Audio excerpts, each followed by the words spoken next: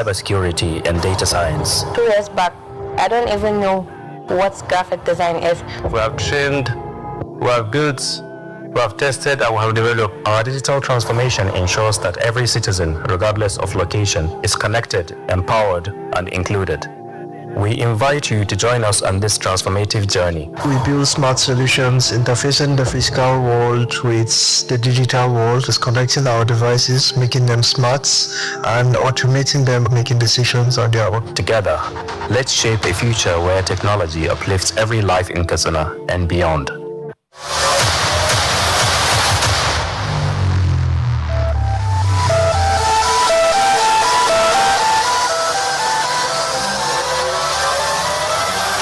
This is a culmination of what started last year in Kano, and now we're in Katsina. We're very happy to be here.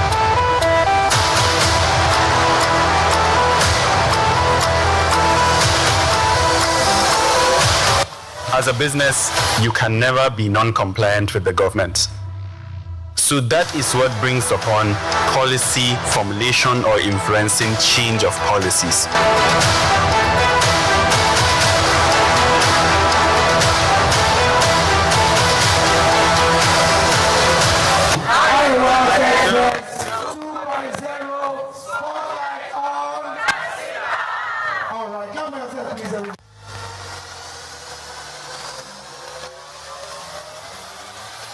Introducing Katsina Tech Ville.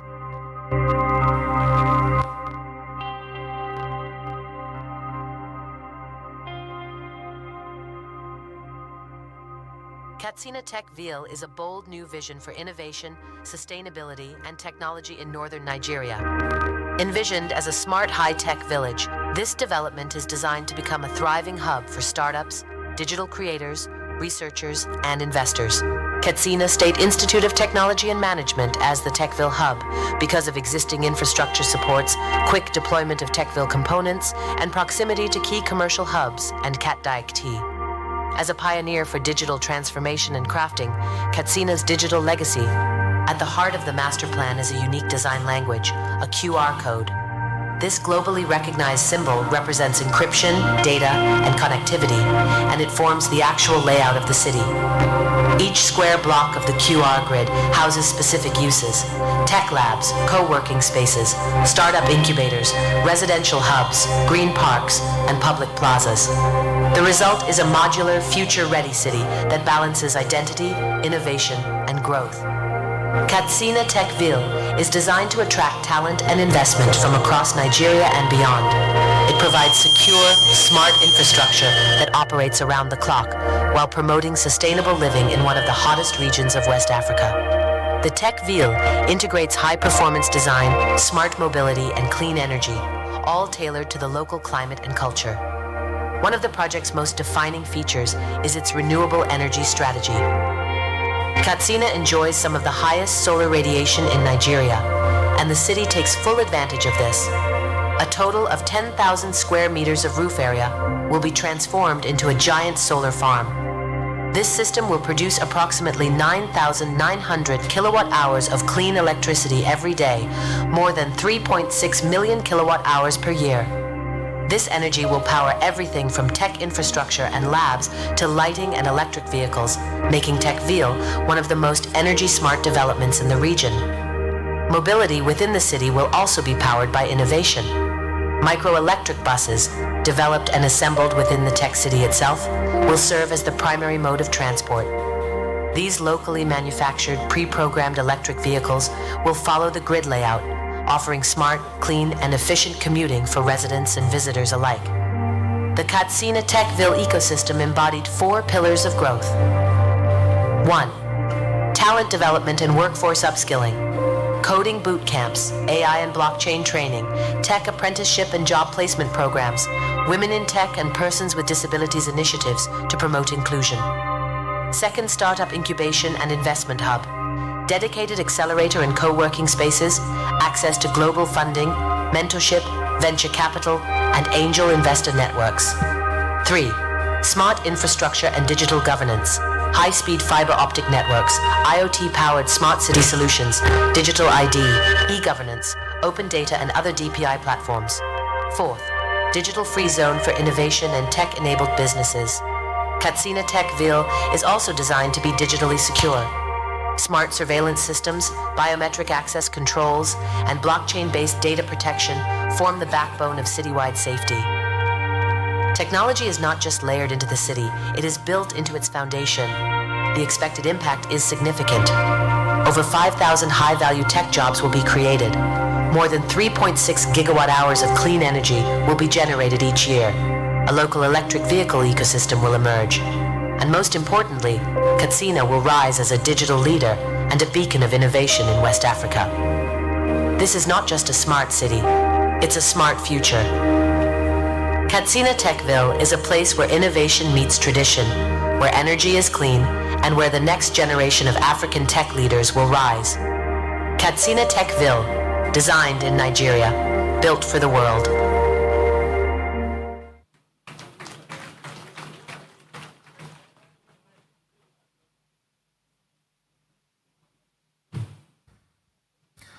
Thank you very much.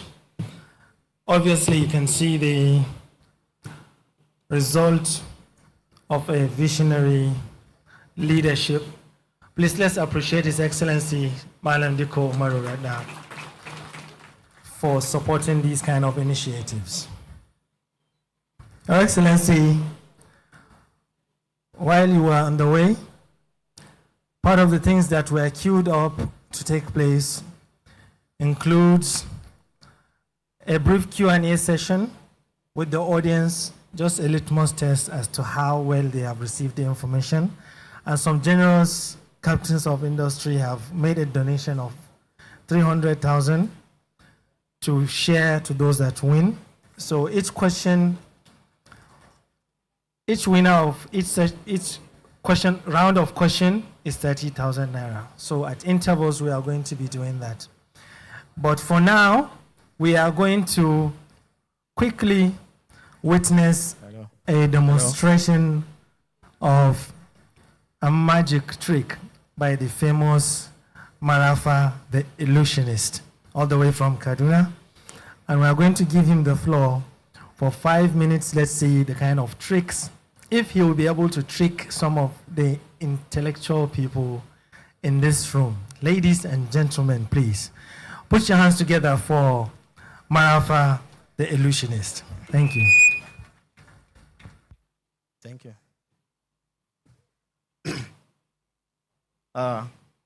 Ladies and gentlemen, good day. I'm having a pen. I wanted to use marker because it's more visual, but I'm going to use this pen to push it through my nose. Just is here. This is just a glimpse of my trick. In 2022, I guess, during a program, Card Invest, I wanted to trick Malam because I heard his IQ is very high. And magic trick is for people that have high IQ. So I was very curious to meet him, but unfortunately, I couldn't meet him. And today, I'm having him by my side. Malam, please, can you join me on the stage?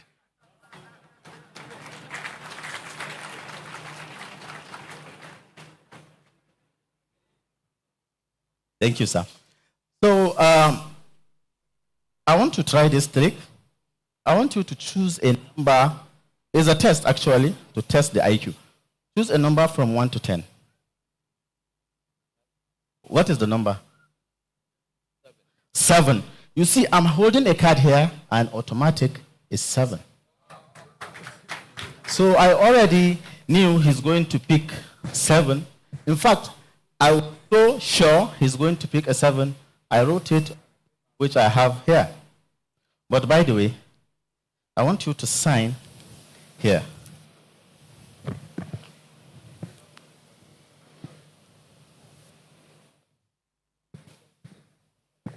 Okay. So, do you use this signature for your bank? Yes. You see, this is one of our unique ability to get something from someone. So, ladies and gentlemen, this is 7. Hello? Okay. This is 7, you can see. And I'm going to fold this 7 in a unique way, just like this. Fold it just like this. And I want you to hold it just like this. Okay. So now, this is, it's not the 7. You see, I told you he is very smart. You see, he caught me right there, and I knew it. Bring the correct card. So I told you I wanted to test him because I heard his IQ is so high to the extent he'll be able to figure it out. It's not IQ, it's age from wisdom. Okay. Malam got me on this, and I'm going to try the next trick. I knew he's going to get me. So I want you to ask me to stop anywhere. Stop. Do you want to change your mind, or this is final? Just stop there. Okay. This is the card, and I don't want to see. You can hide it. You can. Have you seen the card? Okay. I want you to put it back. Yes. Anywhere. You can put it anywhere.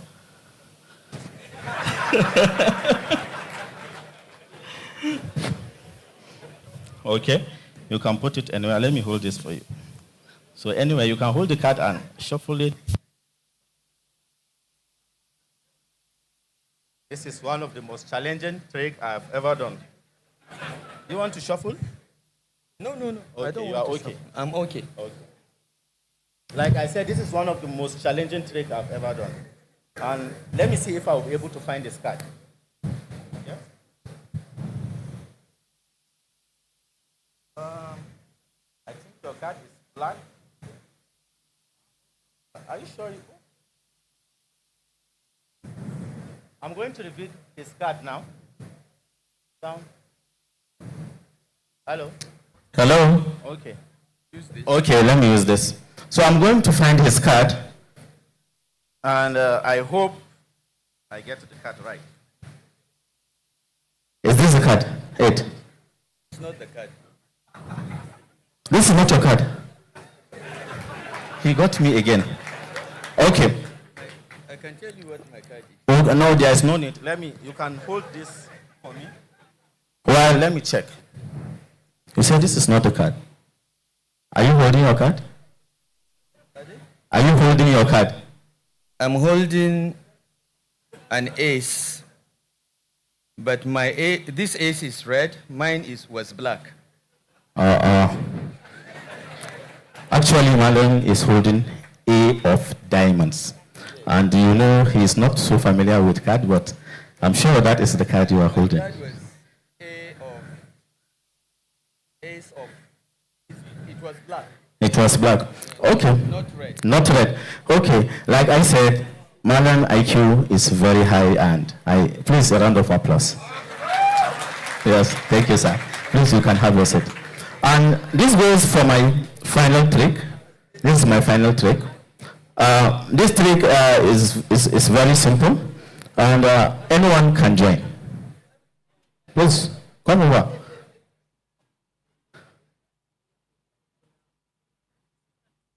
Okay.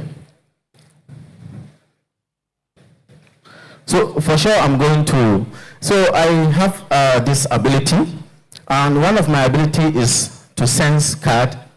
So please choose any card, anyone. Just I'm going to roll it. You say stop anywhere. Stop. Here? Yeah. Okay, remove it, don't show me, and hold it. So one of my ability is to sense a card that is picking from here. Are you ready? Okay. All you need to do is to touch me with the card from the back, and I will be able to tell you. Okay, okay. It's like you are holding a red card. Please touch me with the card again. I couldn't find it.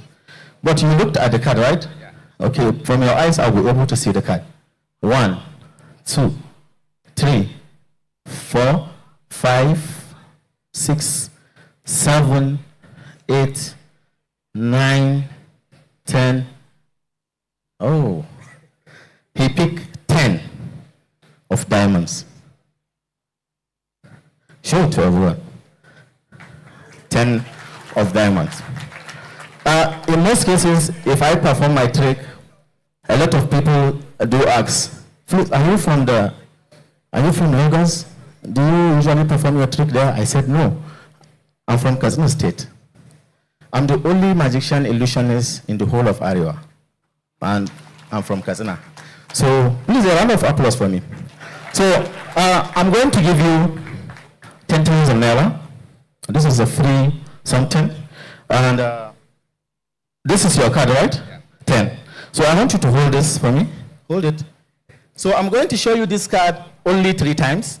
And if you are able to get the card within a minute, you will get 10,000 naira. Are you ready? Yeah. Okay. So, is this the card? Yes, 10 of diamonds. Yeah. 2, 3, and I'm going to show you for the last time so that you see. Yeah. You see, I don't have anything here. Yeah. And push it here. So hold it like this, and I'm going to just hold it and square it. Okay. Square it like this. Okay. Good. So I'm going to give you like maybe just 1 minute to bring it out. Hurry up, let me get my phone so that I will be able to see. Hurry up, 10,000 naira.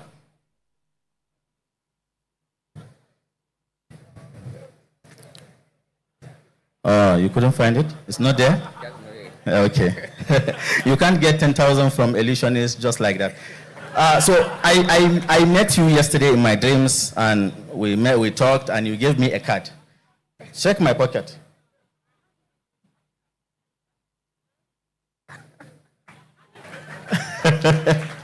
So, ladies and gentlemen, I'm having a limited time, but I hope to meet you soon. Thank you very much.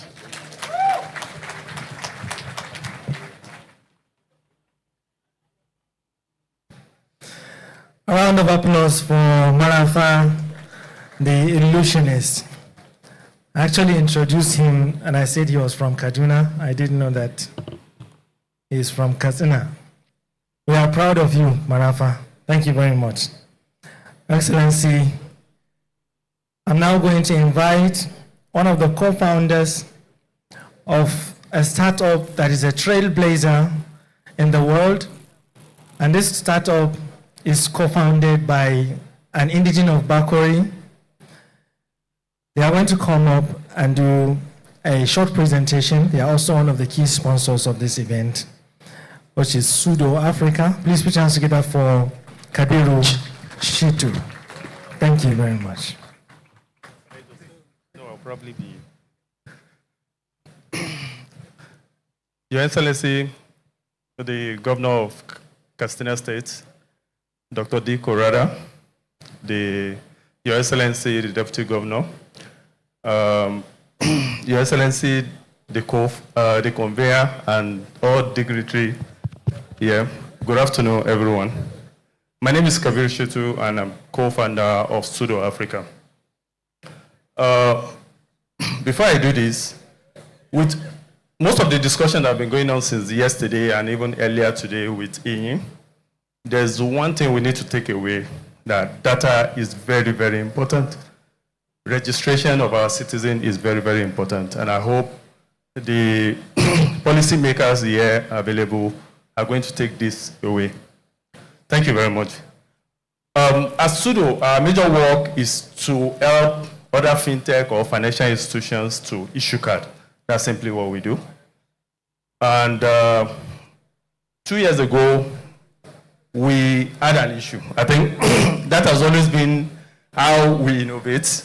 When we have an issue, we innovate. And one of our major issues was the cost of card production has gone up because of the shortages of chips.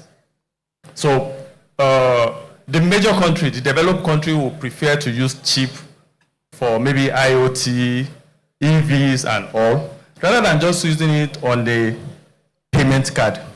So card production cost shot up from like 600 naira to 2,000 naira, which yesterday while we were talking with Malan, that is what hindered most of the banks from producing card for the Kaduna registration, residency registration. So what can we do? One of the examples is Probably half of the people in this hall now must have migrated their SIM card to eSIM.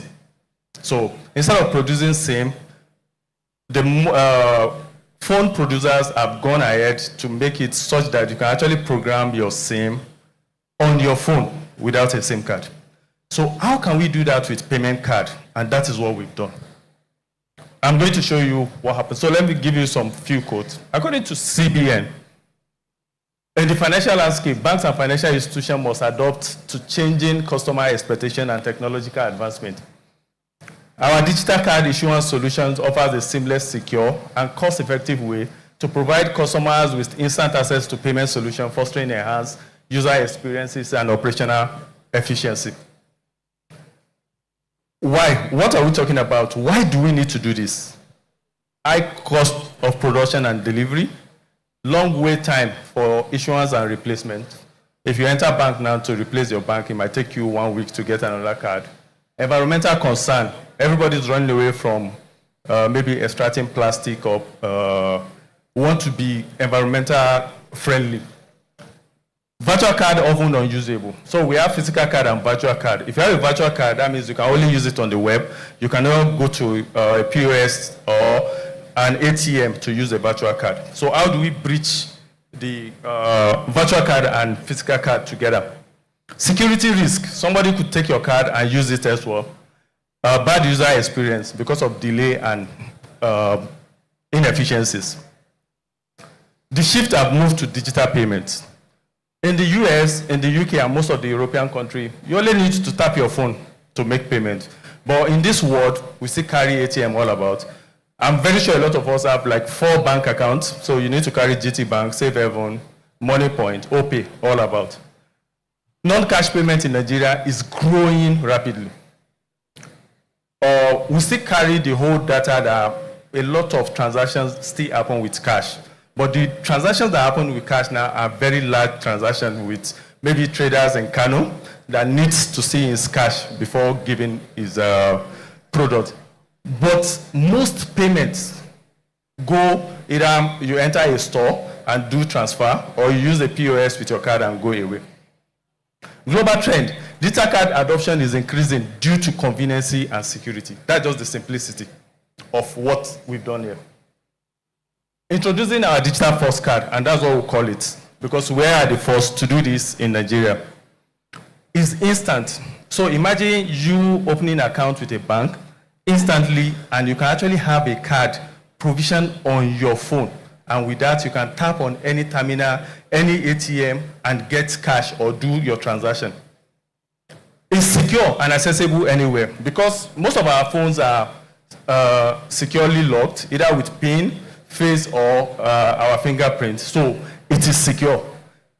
The good thing with this, because when you tell somebody, okay, I'm going to put your card on your phone, it says, oh, I might not have internet. Yes, it's going to work without internet. What is the benefit to the issuer? Ron? At this case, to financial institution, is low.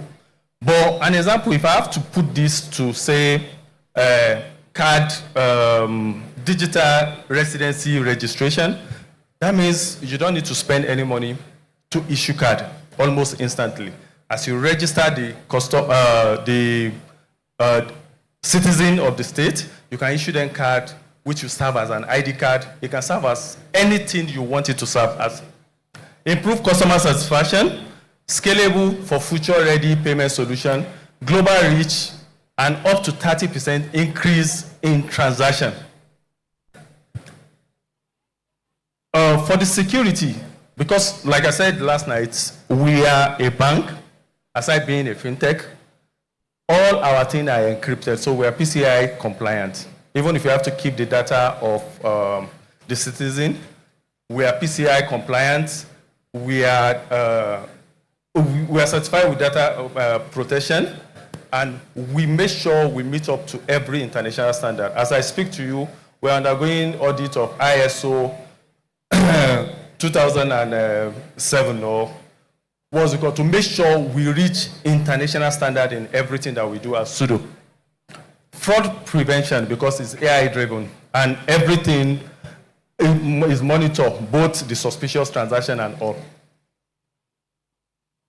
Simple. What do you need? For the developers, they just need the API.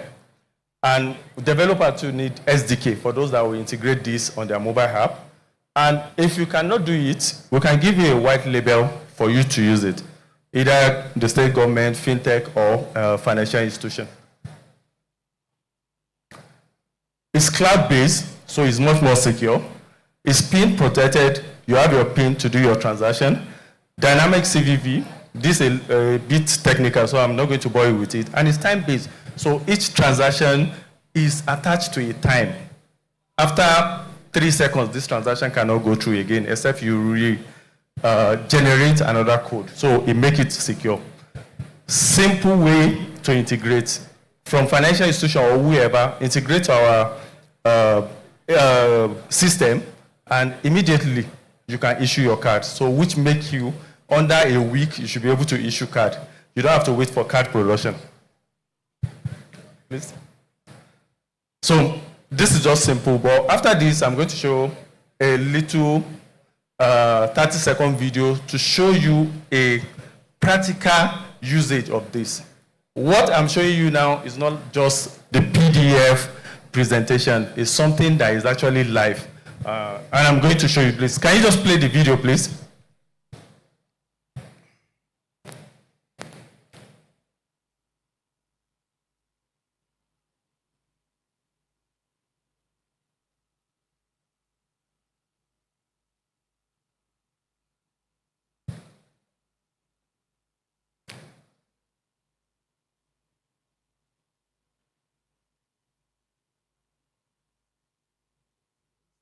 Okay.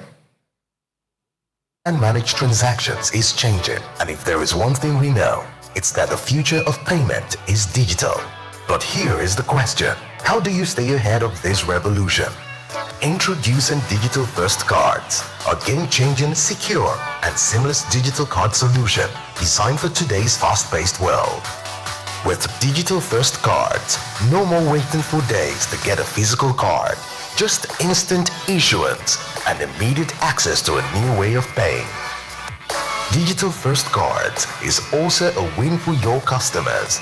They can shop, pay bills, and even make quick in-store purchases with the same flexibility of a physical card, but with a better experience. For you as a financial institution, it's a lead. With lower issuance and delivery cost, higher customer satisfaction, and with a future-ready scalable solution, your institution is positioned to expand its global reach. Want to see how it works?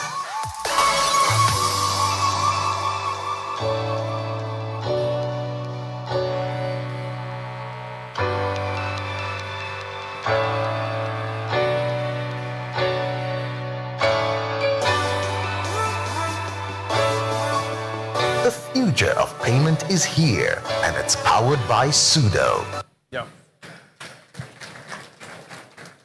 The last part where you see here is a practical example of what we have used the card to do. So it's not like something. We went to a store and we used our phone to make payments. And you can join in this revolution. Thank you very much for your time.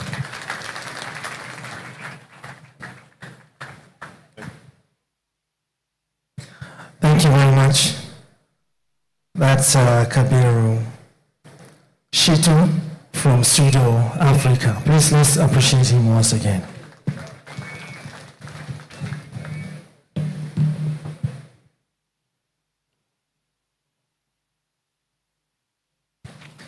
We are now going to take the finals of the pitchathon. But before we do that, we need to take the first round of questions.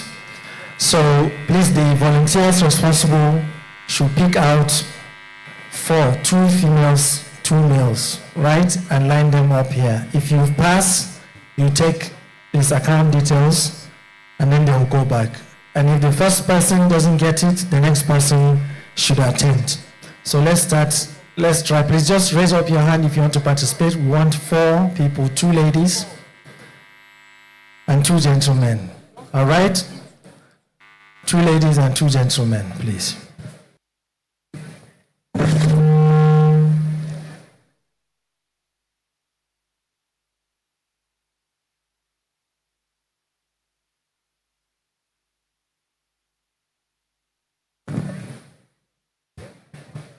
Please do it quickly. Send the first one. 2 ladies, 2 guys. All right, use the stairs. Don't worry, you'll give them your name later. Hmm? Let me use microphone to answer. Okay. Come this way.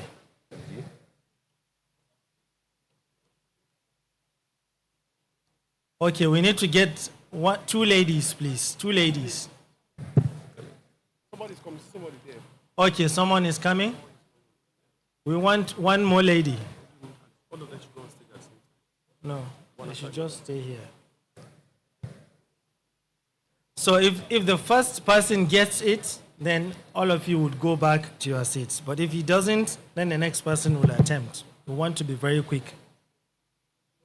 Are you ready? Yes, I'm ready. Yes, I'm ready. Okay.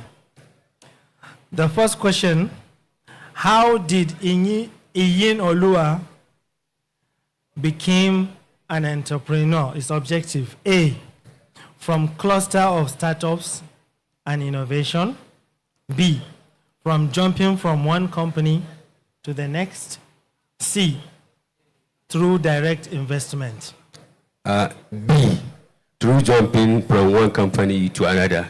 Wrong. Question 2. I think if you get the first question wrong, you just go back to your seat. Because you have to get all the 3 questions to get 30,000. All right. Please put your hands together. All right, thank you very much. No second chances. Thank you.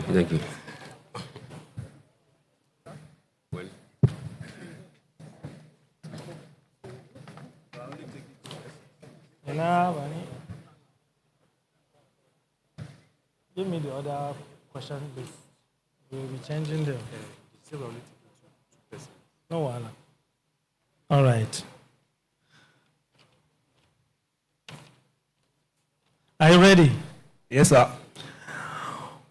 What is the biggest opportunity that will exist in the North? A, significant welfare burden. B, digital public infrastructure, DPI. C, abundant arable land. Sir, B, digital infrastructure. Correct. Next question. We invested in dash states more than other states. We invested in dash states more than other states. A, Ilorin. B, Kaduna. C, Ibadan. B, Kaduna.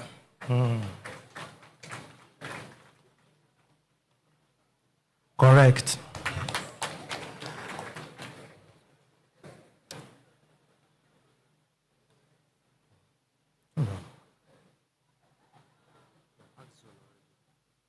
Ask this one. He answered 2 or 3. So this first guy needs this one. Okay, yes. How did Iyin Olua became an entrepreneur? A, from cluster of startups and innovation. B, jumping from one company to the next. C, direct investment. Sir, A, from cluster of startup to another. Congratulations. Yes, and Okay, you can go back to your seat. Kindly give them your account details. Hmm?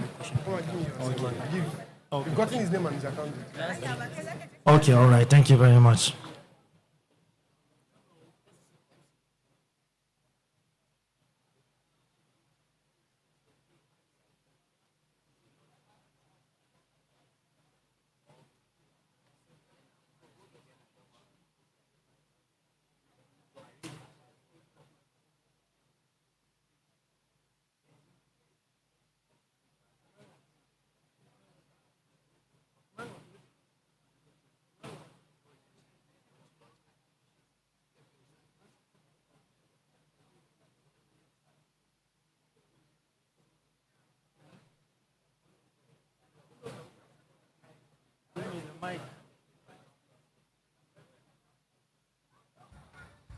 Okay, congratulations to the winner.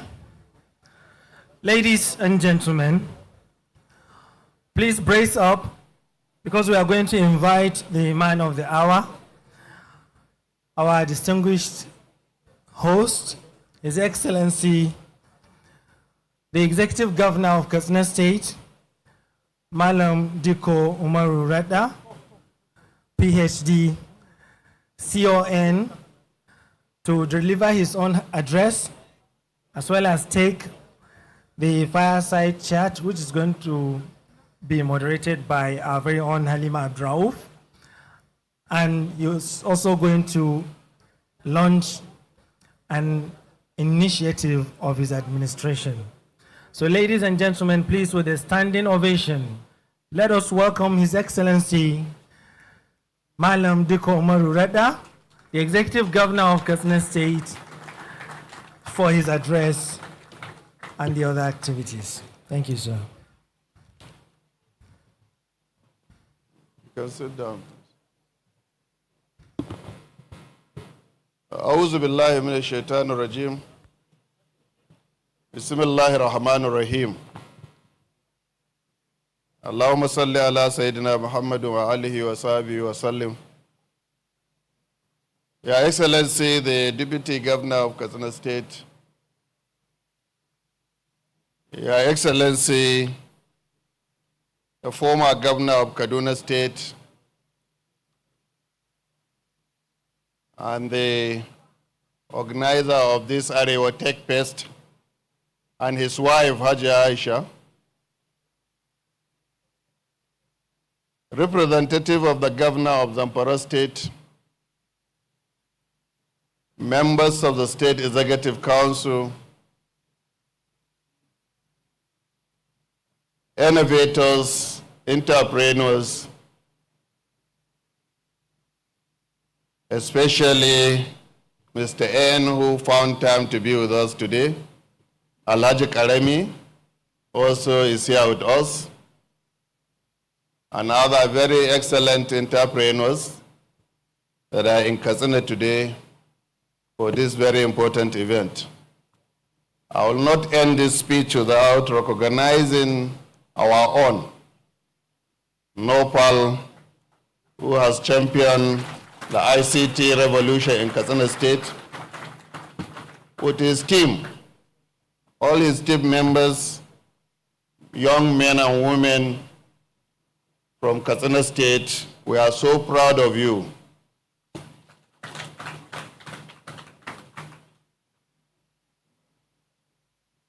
Distinguished invited guests, ladies and gentlemen, first of all, I would like to apologize for my inability to be with you yesterday because of some tight schedules, and I was only able to come back from my trip yesterday night. So I promised myself to be in this event before it closes, so that I will have a word to encourage our young men and women in Katsina State to embrace technology innovation in their day-to-day activities. And I must say that we are so grateful to His Excellency Malam Nasir El-Rufai for accepting to give Katsina State the hosting right of the AREWA Tech Fest.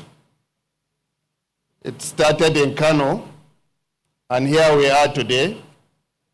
And all those people that contributed in no way to making this space, this event a reality. We thank all of you who contributed in all possible ways to make this event a reality. We thank you, and you are welcome to Katsina State. It is with great honor and deep sense of pride that I stand before you today to address the distinguished gathering of AREWA Tech Fest 2.0, a platform that not only celebrates innovation, but also redefine what is possible for us as a region through the transformative power of technology. I bring to you warm greetings from the people of Katsina State, a land steeped in history, tradition, and scholarship. Now boldly stepping into the new era as a hub for digital transformation, technology advancement, and inclusive growth. This event symbolizes more than just a convergence of minds around technology. It represents hope, ambition, and down to a new narrative of Northern Nigeria. One where we are no longer defined by our challenges, but inspired by our potentials. Let me be very clear, the future is not something we wait for. It is something we must actively build. And in Katsina State, we are not waiting. We are building brick by brick, code by code, idea by idea to make a Katsina State a destination for technology transformation. To realize this vision, we look for bold and decisive action earlier on.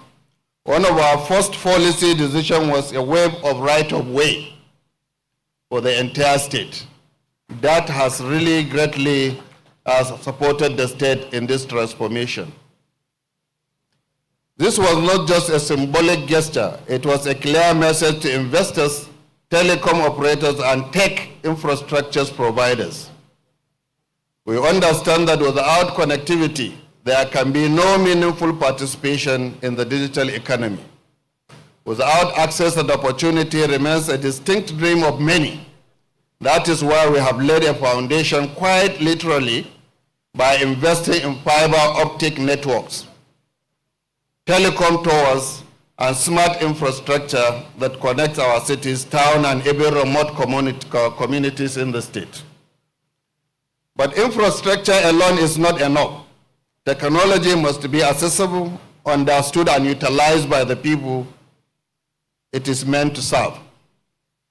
It is why we are making massive investment in digital literacy, capacity building programs for our civil servants. So far, I think we have trained well over 12,000 Katsina civil servants in the digital literacy space. We are equipping them with tools and skills necessary to deliver service efficiency, transparently, and effectively, transforming governance into a responsive, data-driven enterprise. Beyond the walls of government, we are reaching into classroom and communities, as being suggested by Mr. A.M. In Katsina State, we are ensuring that our children begin learning digital literacy from the young age. Not just how to use technology, but how to create, shape it, and lead it. Through target initiative, we are identifying and supporting brilliant young minds with scholarship to study cutting-edge disciplines such as artificial intelligence. Now our children are in China studying artificial intelligence, robotic, and biotechnology in the same world-leading universities. And as I am addressing you today, we have paid for their full scholarship and their upkeeping for the last 4 years of the studies. Because we don't want our youth to merely consume global innovation, we want them to be creators, inventors, and leaders in the global tech space. We are so proud to see the pseudo-Africa who came from Bakori. So it means every child in Katsina State can grow with the help of technology and innovation. And the government is providing an enabling environment for all of you to ensure that you have taken the advantage of your capabilities. To institutionalize and accredit this vision, we established Katsina State Directorate of Information and Communication and Digital Transformation, CADIX. This is not another bureaucratic arm of government. It is a strategic launchpad designed to drive our digital agenda forward, and we are so proud of them. And the Katsina Information Communication Technology Institution, they are responsible for all the digital infrastructure in the state. And what they are doing very, very, very effective and efficient work. At the heart of all this effort lies a clear and focused mission to build an economy beyond agriculture, to create technical skills to scale and attract new investment. and give our young people a genuine and sustainable shot at the better life, for their better life. We are not here to replicate the development model of others. We are here to leapfrog and to move boldly and creatively, using technology as catalyst to break the cycle of underdevelopment and write a new chapter of prosperity for the northern Nigeria and Katsina in particular. Our digital transformation is not a side project. It is central to everything we do. It is an engine driving our broader economic diversification strategy.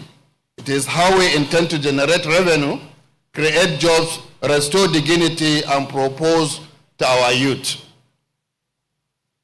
To our young people here today, the time of waiting is over. You are not the leaders of tomorrow. You are the investors or inventors or innovators of today. The future is already here, and it has your name written all over it. To our partners and investors, ecosystem builders, join us, collaborate with us, build with us. The doors of Katsina State are wide open, not just for investment, but for shared impact, sustainable growth, and mutual success. To my fellow leaders from across the North, let us not fear the future. Let us shape it together. Let us implement policies that empowers it. Invest in infrastructure that connects and foster a shared vision that leaves no one behind. In closing, allow me to remind you that in the knowledge of economy, power does not reside in the ownership of land, resources alone. It resides in the ability to generate, manage, and apply ideas. And in this north, and this northern part of this country, that we can come home, ideas are rising. And I believe that we have a future. And the future is in you. Please help us to build this future for the benefit of the northern part of this country and for the benefit of Nigeria as a country. Thank you, and God bless all of you.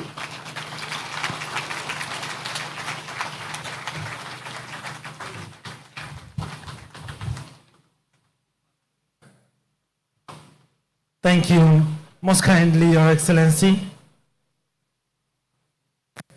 So it's going to be a combo of activities lined up for His Excellency. After his address, we are going to also conduct the fireside chat with Halima Abdraouf. So if Halima Abdraouf is around, I think she should kindly come up to stage and invite His Excellency to join her. Please put your hands together for Halima Abdraouf, a trailblazer journalist with Voice of America, and also the convener of the Connect the Dots conference. Thank you.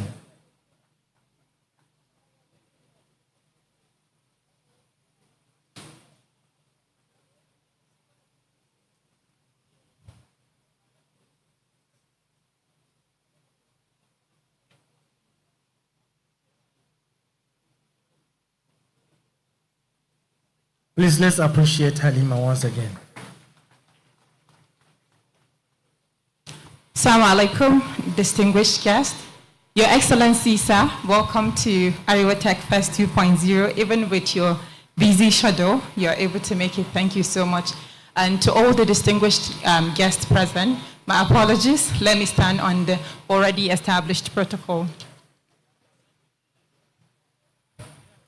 Our fireside chat this afternoon is going to be focused on the theme of this event, and then we'll touch base with the giant strides of Dr. Dukwa Umar Radda, the Executive Governor of Katsina State. And I would like to invite you, sir, to the podium to start this conversation. Thank you so much.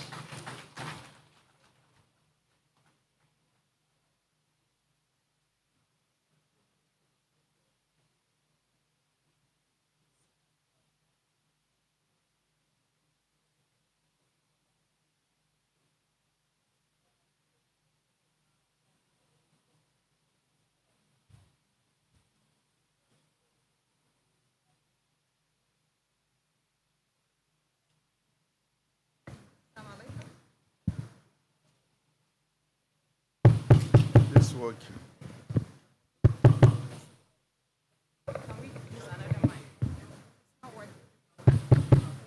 This is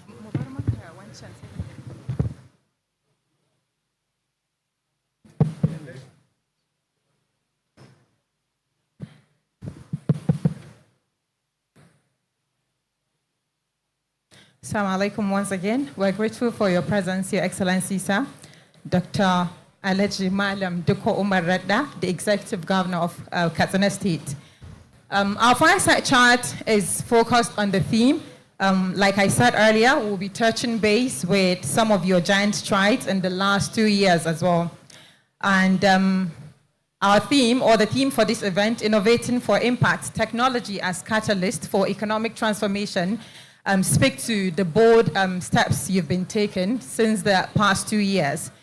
And as an agricultural economist, an entrepreneur, a teacher, and a politician, I believe you will do justice to all of the questions we've lined up. And no doubt, technology is a powerful catalyst for economic transformation, driving innovation, boosting productivity, and creating new industries and markets, just like we've all seen from the great work the Directorate of ICT of Katsina State, under the able leadership of DG Naufal Ahmed, is doing, and with all your support. And by leveraging technology effectively, Northern Nigeria and Nigeria at large can unlock new opportunities, stimulate economic growth, and improve the lives of its citizens. This transformation can be achieved through various means, including enhancing productivity, fostering competition among youth and all of our stakeholders, and then improving resource allocation and attracting investment. Like we've seen, some of the speakers are willing to invest in this space. Your Excellency, 2 years into your administration, Katsina State stands on the cusp of a new era in terms of adopting technology, fighting insecurity, especially with the creation of the Community Protection Guard, economic development, infrastructure, agriculture, education. benefit, not only to the state, but to the entire northern part of this country and Nigeria at large. But back to your question. Before we assume office as governor, we believed in digital transformation. We believed in use of technology and innovation. If you look at our blueprint, which we tag as Building Your Future, it has clearly stated where we want to be. Because when you look at the economy generally, all over the world, the answer is technology and innovation. Use of it will really transform the economy, and not the rudimentary way we used to do it before. We must accept it, we must use it, because that is where the world is moving to. First of all, we realize that we need to have a roadmap, which we created in our blueprint, and part of what we believe can drive the technology in the state is the creation of the Department of Digital Technology and Information Transformation in the state. And we identified, since from the beginning, we identified those people to work in that center, because when we started and we were campaigning, we set up what we call a call center, and this call center was led by Nopal. And he has put together all young men and women all over the state to work with him. And when I saw the team and I saw the brilliant work they did, I felt that these are the people to drive this initiative. And he has not disappointed us. And none of them has disappointed us. They are young, brilliant, very agile, and that was the reason why we were getting the results we were getting today as a state. So I think this is something that we have planned to do, and we are getting it right by the will of God, inshallah. MashaAllah, thank you, sir. And in a global village, and with respect to the era where technology is the bedrock of transformation, in what way will you describe the strategic role Katsina is now playing in reshaping the digital future of northern Nigeria? I think the most important thing for us is to put everybody in the trajectory. Meaning, you need to really show the use and the importance of that innovation to the entire system. And we like it or we don't like it. People in the northern part of Nigeria, we must embrace technology because that is the future and that is where the money is. I'm telling you now, look at Pseudo Africa. This is a company that has just started by an indigenous of Katsina State. And only God knows the future for that company. Only God knows. How many are they when they build the company? They are just very few. But you are now talking about millions and billions of naira that company alone can generate. And you can see that even when you are dealing with entrepreneurs, you will see that there are single individuals who have a turnover of over 2 billion, 3 billion per annum. We are not talking of a large company that has large people. And if you look at the impact, only God knows where it will go. So it is only time for us now to embrace technology in everything we do. In Katsina State, for example, let me tell you, when we came on board, because we know the power of data, we know the power of getting reliable data. When we came on board, the first thing we did a baseline study on all our health institutions. We did a baseline study on all our farmers in Katsina State.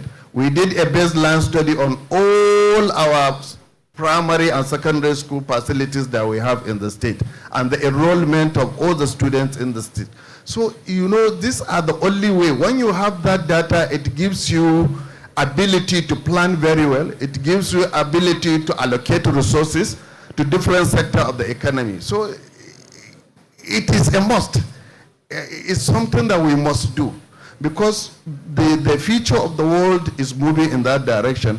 And why should Katsina State be left behind? Why should the northern part of this country be left behind? If we move everywhere in the world, I was discussing with somebody yesterday. He was telling me he went to Harvard and he went for a study in Harvard, but it is the focus of all the world leaders in technology. They are focusing Nigeria and they are focusing northern part of the country. Why? Because of the population. Because with the population, if we have the right data to sell, the sky is our limit. Only God knows the kind of money the state will generate, or the northern state will generate, or the entire country will generate with the ability to provide reliable data to everybody that wants to have something to do with that data. Yeah. Thank you, sir. In a nutshell, it's simple. Katsina is reshaping the digital future of northern Nigeria with the supports given to the Directorate of the ICT and the talents in that department. Thank you, sir. Your Excellency, your supports made the second edition of the AREWA Tech Festival possible.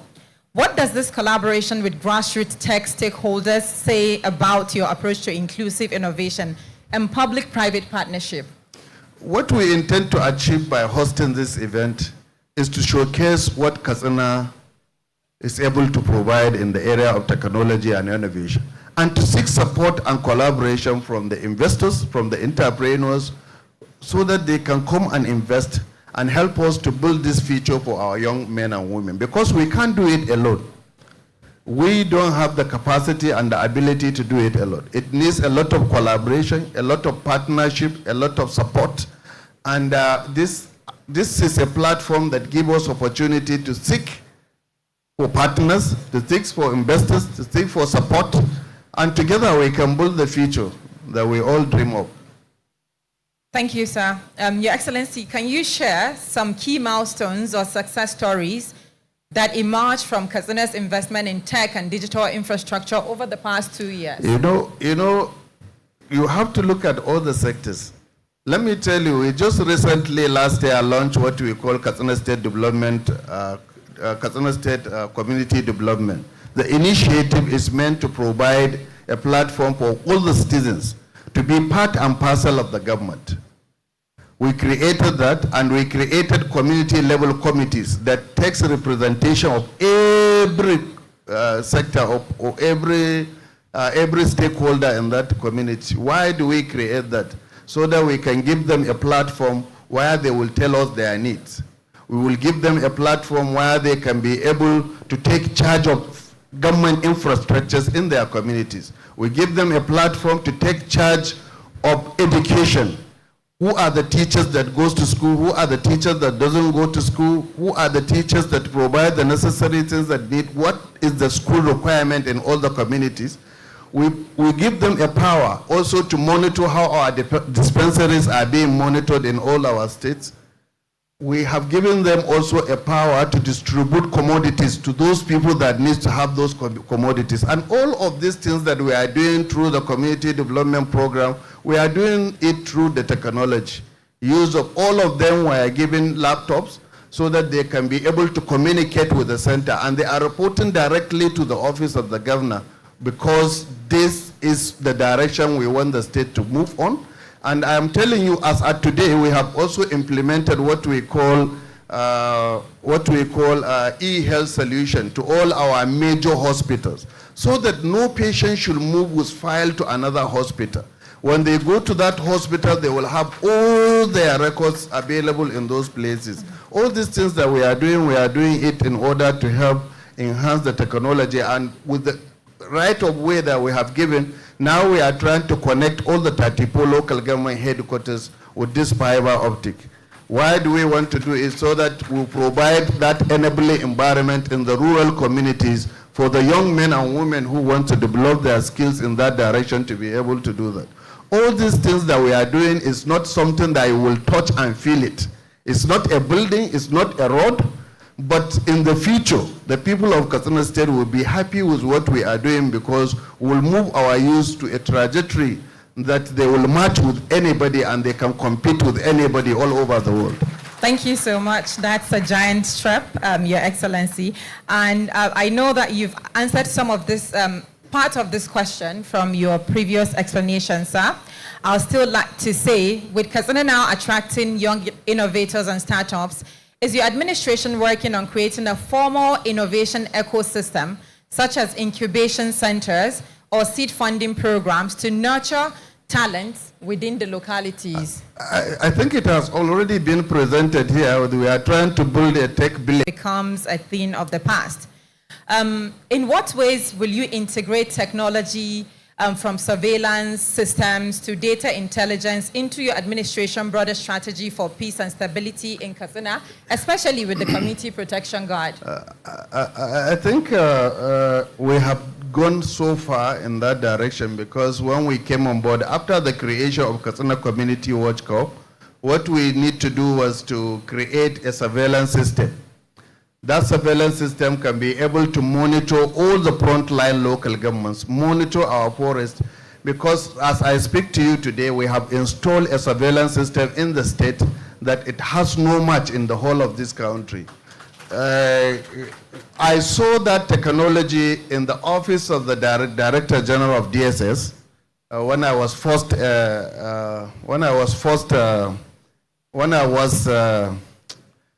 inaugurated as a governor. On my courtesy visit, I saw it.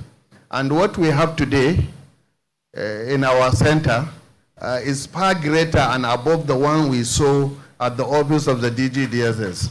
What it does is we invested a lot of money on it. Over 5 billion was invested to provide those cameras all over the place, and it can give us 30 kilometers radius vision of what is happening within that place.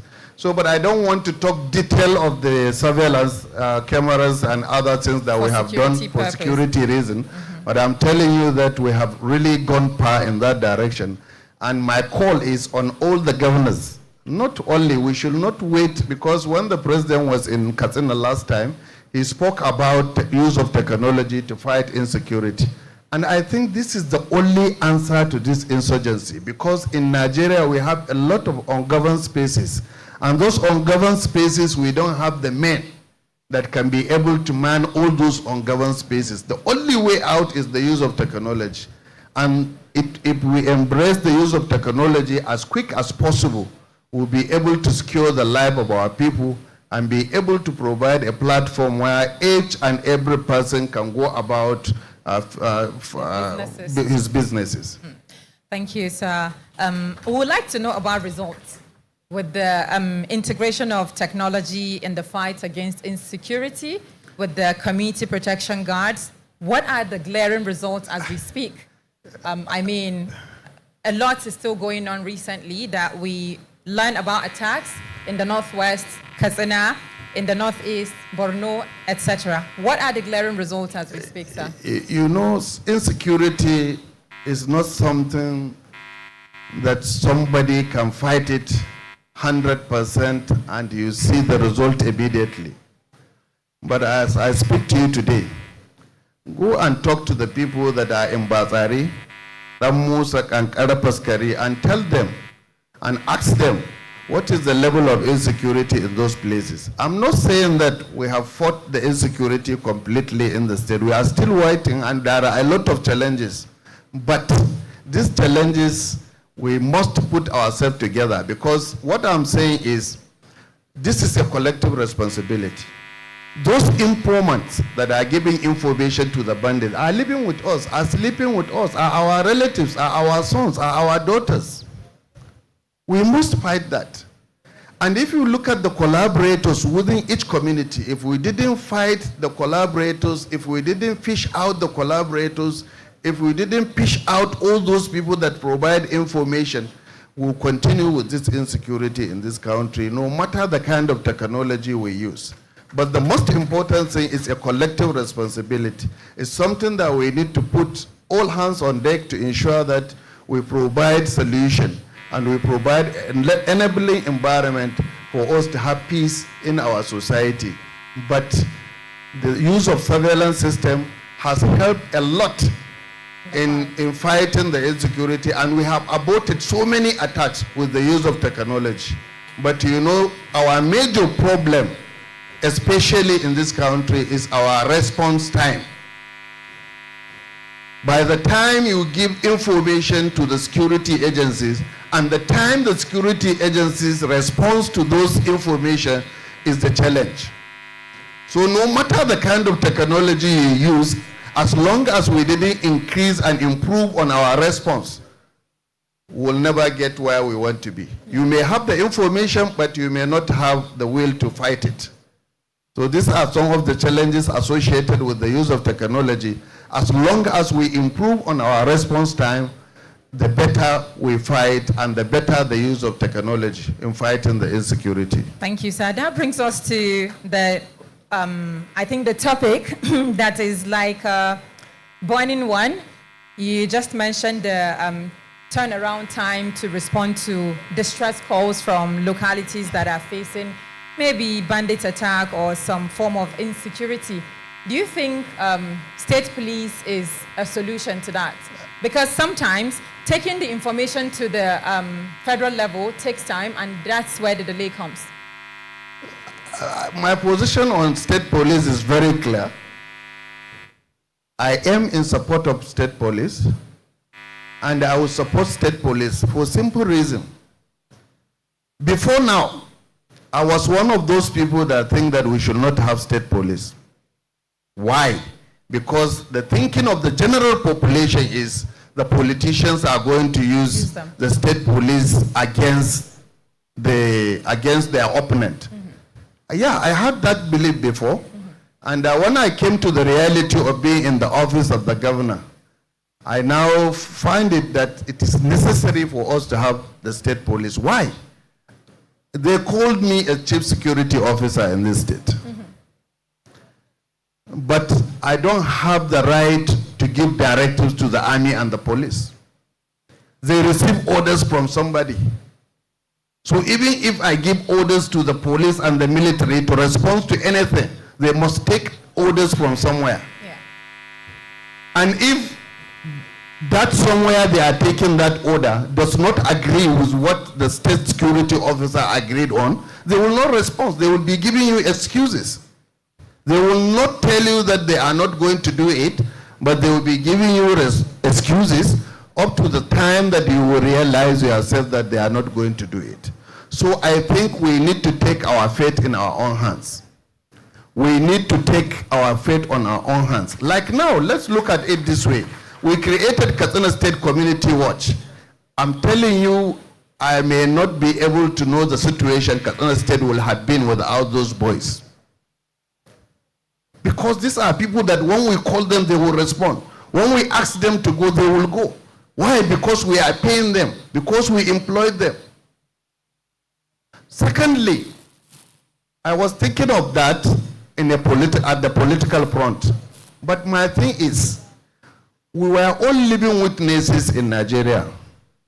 When a sitting government lost the election, don't they have control over police? Don't they have control over military? Why should they allow themselves to lose election? That means even if you are in position of power, there is limit to which you can use security agencies to manipulate election.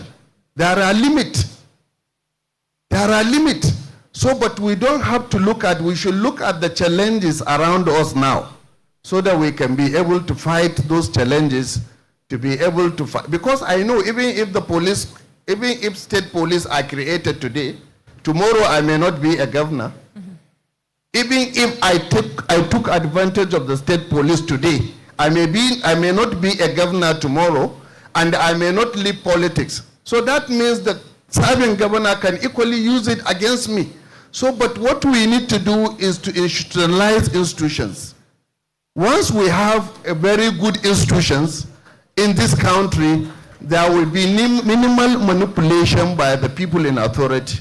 But because we have weak institutions in Nigeria, that is why we are always afraid of manipulation by the leaders, We should all strive to build strong institutions so that we will have strong institutions, not strong leaders. As long as we don't have strong leaders, strong institutions in Nigeria, we may not be able to get the performance and the development that we require as a nation. Thank you very much. Thank you, sir. The last two questions, due to time.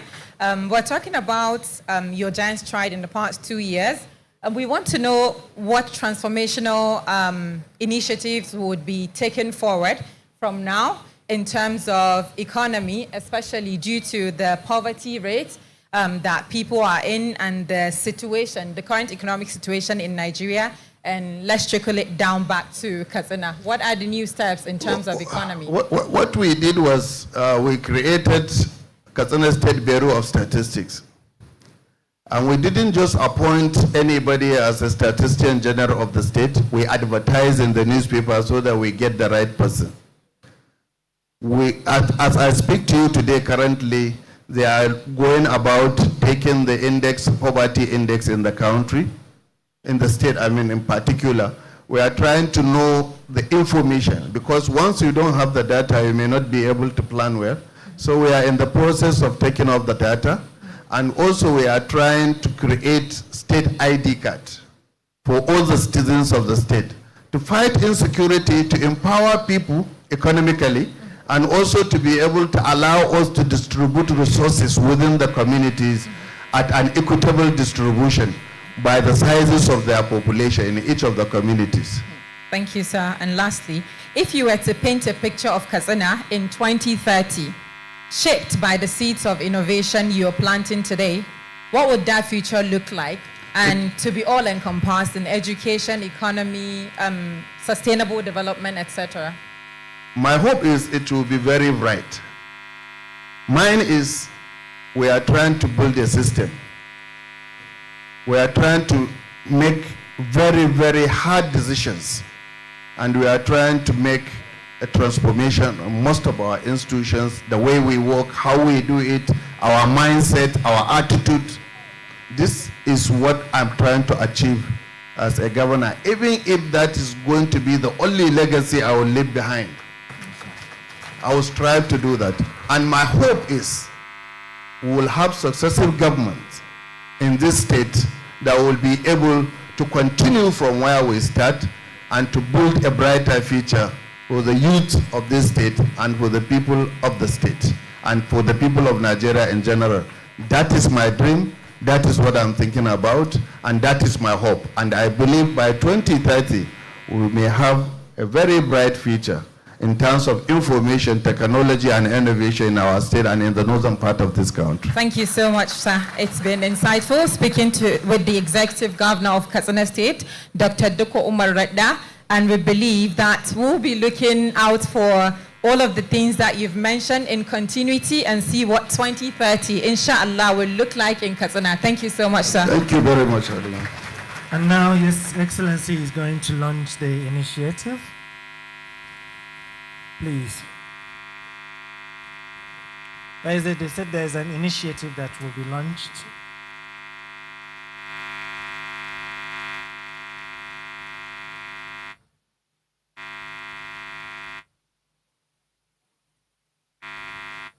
I think yes, there will be a picture, right, with His Excellency and the convener and the moderator of the fireside chat. Please, the photographer should come forward. His Excellency, kindly join them. Malam Farouk Lawal, the wife of His Excellency, can you please join them? The representative of the governor of Zamfara State, can you please join them? Thank you. I'd like to acknowledge the presence of the executive chairman of Katsina local government, Malam Isa Mikdad. We also have the chairman Continental Computers or Continental Groups, and also the vice chairman of the board of Katsina State Enterprise Development Agency, Malam Salisu Mamman. I'd like to invite Mr. Iyin Olua to join them.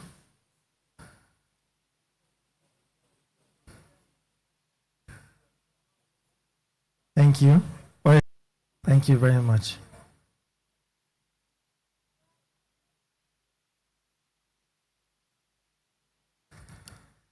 Okay.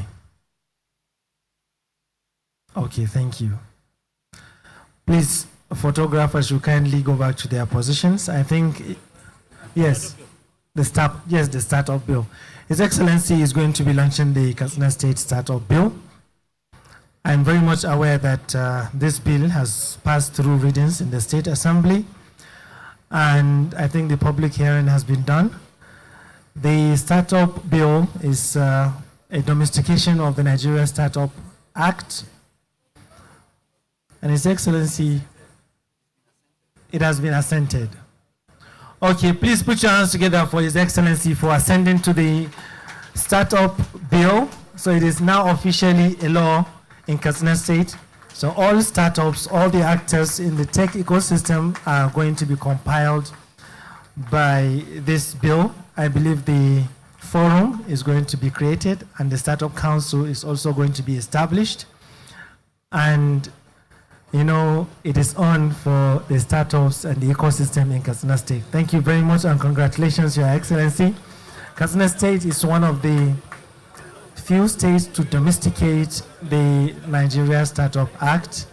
We are very delighted for this good news. And quickly, we are now going to go into the pitchathon. Your Excellency, there has been a series of rounds from the AREWA Tech Festival pitchathon. About 472 startups applied, and after several rounds of competition, only 7 companies emerged to the finals, and that is what we are going to see today. Please, I would like the volunteers responsible to line up the startup companies, the contestants, while I invite the juries for this pitchathon. That's fine, that's fine. It's okay.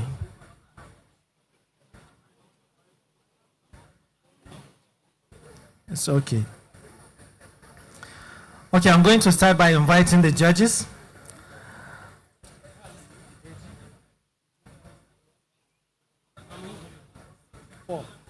Okay, this chairs are but there should be 5 then. So His Excellency, I need to take the exhibition. What about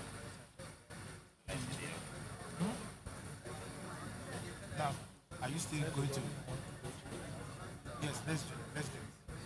But we can just ask the dignitaries to go to the exhibition and continue with the picture.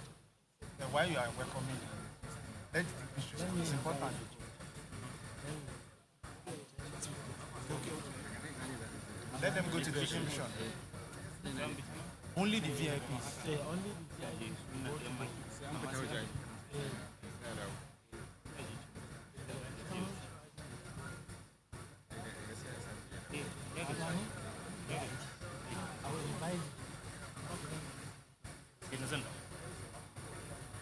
Is he going? Is he going? The governor? Yes, he's going to the exhibition. There.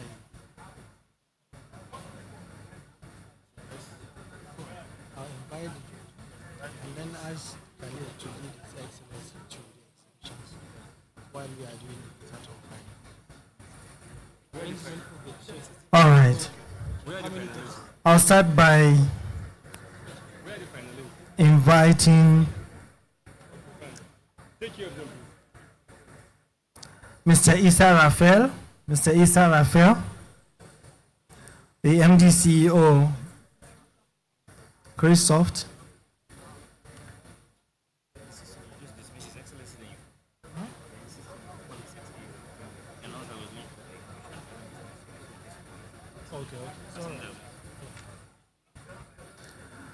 Distinguished guests, ladies and gentlemen, Your Excellencies, it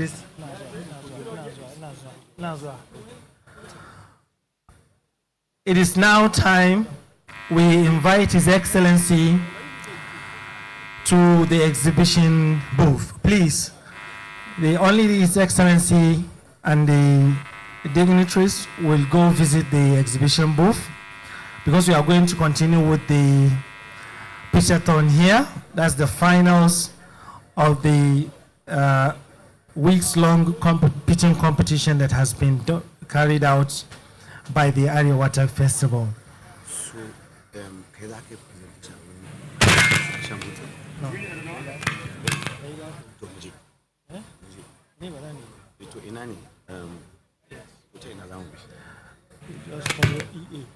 So, the committee responsible for the exhibition, I believe the economic advisor, DG Nofo, and Mustafa Shehu are part of the people coordinating, so they should kindly lead the way to the exhibition booth. Okay, we should do the pitchathon? Yes, closing and in your Okay. Yes. DG.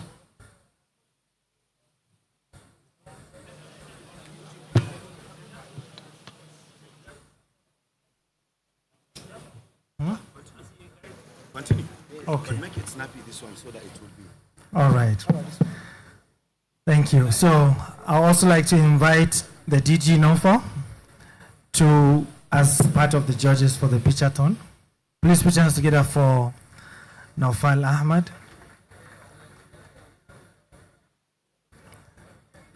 We also have Osman Ibrahim, CEO Retention Loop.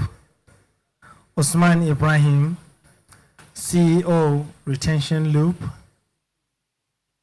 Osman Ibrahim, CEO Retention Loop. And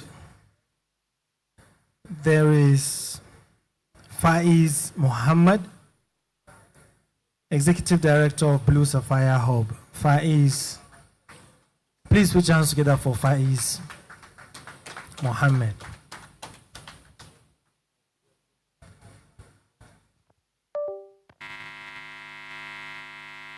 Thank you very much.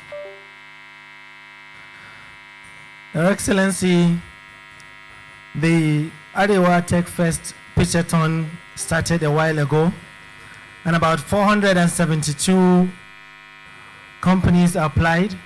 After a series of rounds, only 7 made it to the finals. Judges are ready. I'm going to start calling the participants. So the first startup going up is Cogni Edify. Cogni Edify. Please put your hands together for Cogni Edify. You have 2 minutes.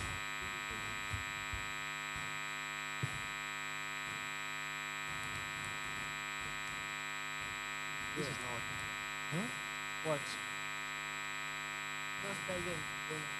Use the mic and tell them. Good afternoon, everyone. My name is Kamal Aliyu, and I'm here to tell you a story. Next slide, please. It's a story of Aisha. Aisha is a 14-year-old girl from northern part of the country, and Aisha dreamed to become a medical doctor. But in school, they have over 20 students in a single classroom. One tired teacher and outdated resources that are even older than her. Over millions of Nigerians are facing issues just like Aisha is facing, and they end up not achieving what they want to achieve, not because they are not smart, but because the education is not built for them. The system entirely is not built for people like Aisha. Next slide. Next slide. Okay. We have over 280 learners in Africa, and over 60 million of these students are from Nigeria. And we can see from what happened recently, the recently released result of JAM was totally poor. Over 70% of the students failed. And most of them failed not because they are not ready for it, but because the system is quite a lot harsh to them. They need a system that can adapt to them, the way they learn, their local language, and also their dialect in order to teach them that. And that's why we built Cogni Edify. Next slide, please. Cogni Edify is an AI education platform that allows students to create a personal tutor in order to teach them every topic that they want to learn. Just imagine of it as having a patient teacher or personal tutor that understands your need, your personal learning preference, your language, and is available for you 24/7 to give you support that you want. Next slide. So these are the solution. Next slide, please. Next slide. Next slide. So as I mentioned earlier, we have over 280 million learners in Africa, and parents are spending a lot in education, and still there is no yet positive outcome. And one of the reasons is that the education system is failing. And with increase in smartphone access and with the support government are giving in digital learning, this is the best time for Cogni Edify to thrive. Next slide, please. These are the features that we have in Cogni Edify: personalized education learning tailored to users, virtual tutor providing engagement, real-time feedback, and even offline accessibility for people in remote area to make use of it, with even a group study. Next slide. Next slide.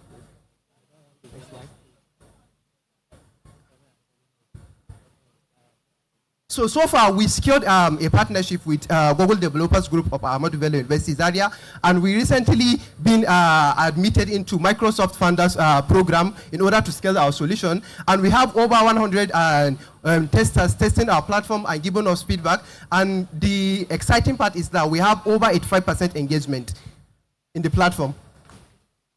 Next slide, please. Next slide. Next slide. So these are the competitive advantage. We are not just building solution for everyone, we are building for Africans and by the Africans. And with Cogni Edify, we have a lot of features that a lot of our competitors are not having.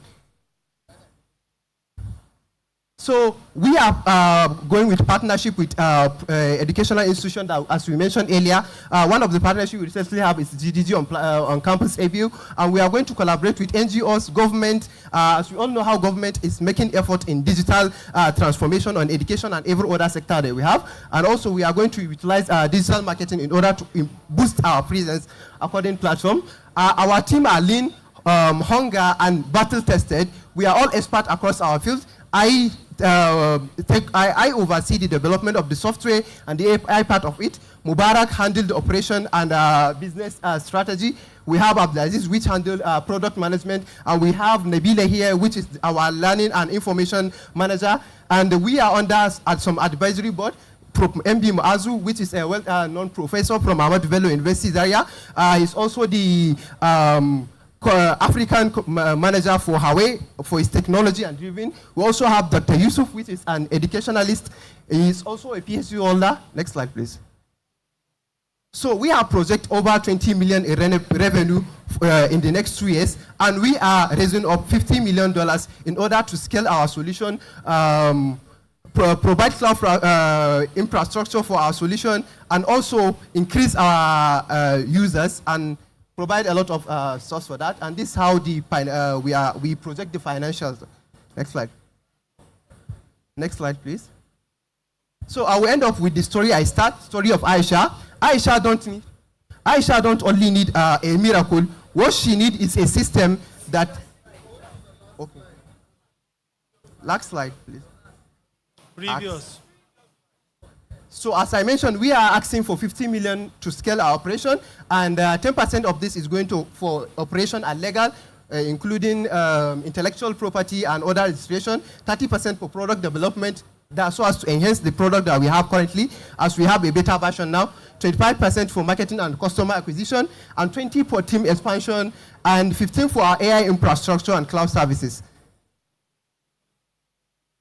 Next slide, please. So I will stop with where I start, the story of Aisha. And Aisha doesn't need any miracle in order to scale with her academics. What she needs is a system that sees, adapts, and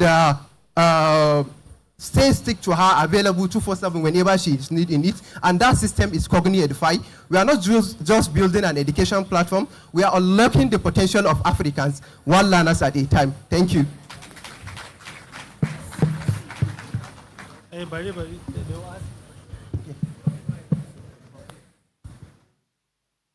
Okay. I have one question for you. I know that some of the challenges that the AI space is facing, especially when you're talking about local languages here, is there's limited data, there's dialect complexity, and there's low research investment in this. And you're delving into a sector as complex as education. How are you intending to solve that problem?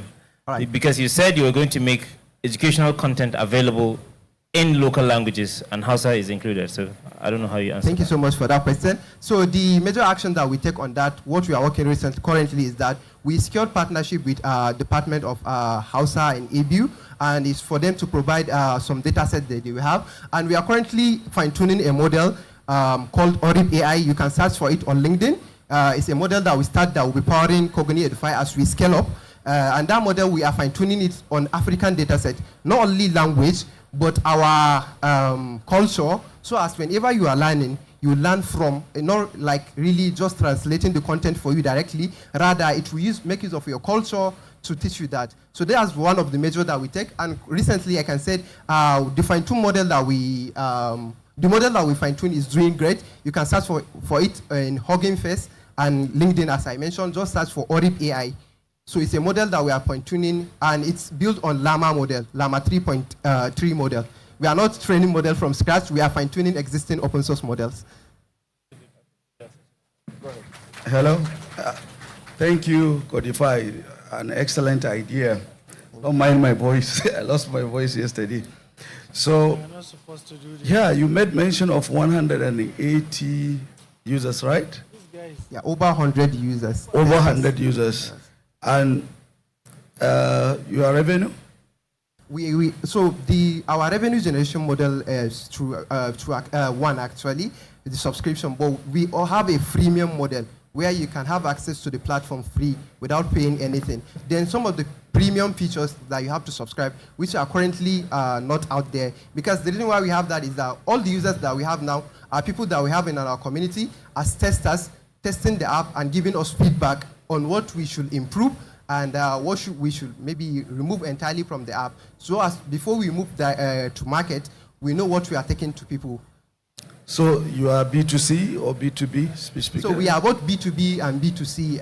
For B2B, we targeted like normal user can go to our platform, create a tutor, and he can learn whatever he wants to learn. Why for the B2C? I'm sorry, for B2C. Why for B2B is where we are partnering with universities in order to, they can, not only universities, educational institutions, secondary school, deploy it on their classroom, or as an institute, like let's say ABU, they That's can decide fine. to... So to save time. Yeah. What would be your charge per unit user or something?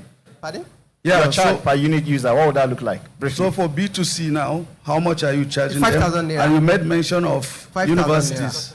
You made mention of universities. How is the pricing going to differ from universities and the, what do you call it, individual? Actually, for the user cost that want to access the premium model is 5,000 naira, because we know we are targeting students and we have to make it very affordable for them. That's why we even go with open source model to save the cost of. Yes, just the last question. What are your largest operating costs? So the largest operating cost is the cloud platform that will be hosting our AI model. But for now, we are not spending anything on it, actually, because we are just dealing with, that's why we limit the number of users that we take on the platform. It's just a beta version of it. And recently that we got this Microsoft Founders platform, they give us cloud credit to deploy our model, and they will continue to increase the the credit for us. So we won't be needing any cost for that. And that's why we make the platform very affordable. Maybe as we grow up, and probably if there is need for that, we'll increase the spending. Okay. Thank you very much. Cogni Edify, you can go back to your seats now.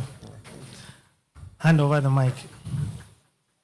So I think I would like to remind the judges that because of time, we try to take not more than 2 questions. I can understand that you may want to, really understand the business very well.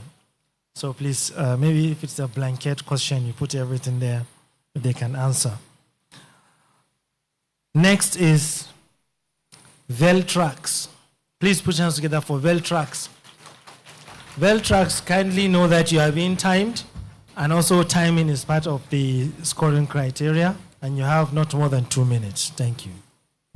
Good afternoon, ladies and gentlemen. Allow me to start with a question.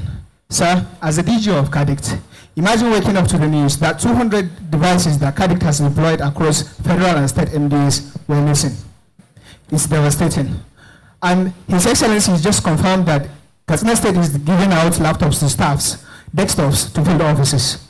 Well, the sad part is this is not just a theory. This is happening. Good morning. My name is Adnan Mohammed Mukhtar. I'm the CEO of Veltrax, a lightweight device management system that allows organizations to control all the devices in their organizations from one single dashboard. Right now, there are over 100,000 devices that are deployed across Katsina State, federal and Katsina State MDAs that are currently not being monitored. We provide organizations with the dashboard that will allow them to control all the devices in that organizations, all the laptops, everything from one dashboard. You can track your system, you can locate it, you can turn off the USB port, you can turn on the USB port, screen record, track its location in real time. Please, next slide. So our device is called vAgent. This is what established the connection between the admin dashboard and a user laptop. Next question, next slide.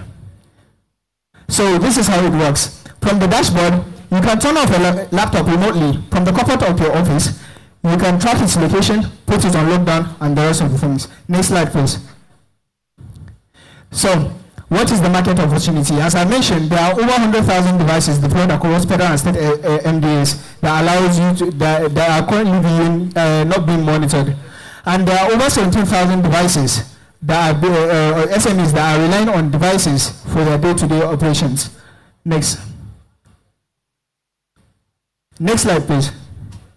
So, well, Veltrax is not just theory. We have our MVP ready, and one organization is already piloting, and 10 more are in the pipeline. We have seen increasing interest from organizations since our pitching during Katsina. Next, please. Target market. We are currently targeting federal and state MDAs, agencies, hospitals, private organizations for our market, and private and startups and NGOs. Next slide, please. So while global solutions like Microsoft Intune, Hexnode exist, they are not built for us. But Veltrax is built to understand the language and speak the language of the organization. Next slide, please. So our business model. We charge 1,000 naira per device every month. We charge for deployment and customization. We also charge for enterprise licensing. Next slide. So how do we go to market? We rely on strategic partnerships with GovTech initiatives, MDAs, ministries, hospitals, schools, and banks for our market. And pilot programs with schools and universities. Next slide, please. So what is our projection? With 1,000 naira per device, we are looking at 50 million naira in recurring revenue per 1,000 device every year. Next slide. So, of course, I am not alone. I am with my team. I, Adnan Muhammad Mukhtar, Aisha Muhammad Shema, Ibrahim Shafiu Muhammad, well-skilled individuals that are ready and have lived this problem and are ready to scale the solution. Next slide. What is our ask? We are asking for 10 million naira to finish the development of our system, hire backend developers, onboard 5 flagship institutions, conduct security and marketing. Next slide, please. Thank you very much. But I would like to end with a note. If we cannot protect our data, we cannot protect our institutions. Please, join Beltrax is the shield. Now is the right time to use it. Join Beltrax to protect every device in Nigeria. Thank you. Well done. Wonderful presentation, and I think there's a lot of potential there, and it's easily implemented. And I think they should really, really look at this that you have. However, I see that your studies only focused on Katsina when you were talking about over 100K use case, and stuff and all of that. You want to, and indeed, this is really scalable. A fine B2B model does you beautifully, wonderfully, right? So I just only advise you to go ahead and expand this and scale. Start scaling already because this works, and I think it's good. So that's one from me, and that's good. So go ahead. Thank you very much, sir.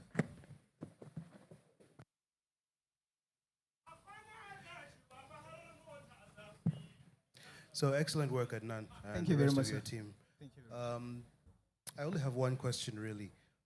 What is it about Veltrax that is unique? There are several other programs very similar to this. What would make me convinced that Veltrax is the program to use instead of several others that I can find online? Thank you very much, sir. So actually, my team and I have a very deep understanding of the current infrastructure that we have, while the solutions like Microsoft Intune, Hexnode are built for the global market. They don't have a deep root understanding of the current infrastructure in Nigeria, and we have that. And we also have a local support. We are just a call away since we are now targeting at Katsina. Thank you very much. All right. Thank you very much, sir. Yes. Thank you. Okay, thank you very much. Beltrax. And next we take Hydro IQ. Please make way for Hydro IQ. Put your hands together for them.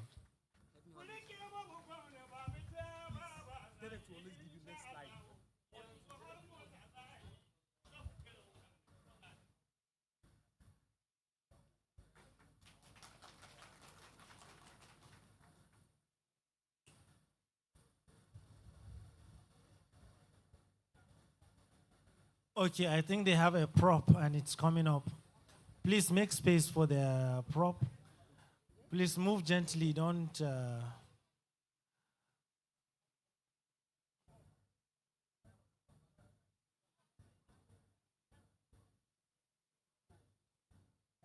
Kindly make space for them. Can you lift it up?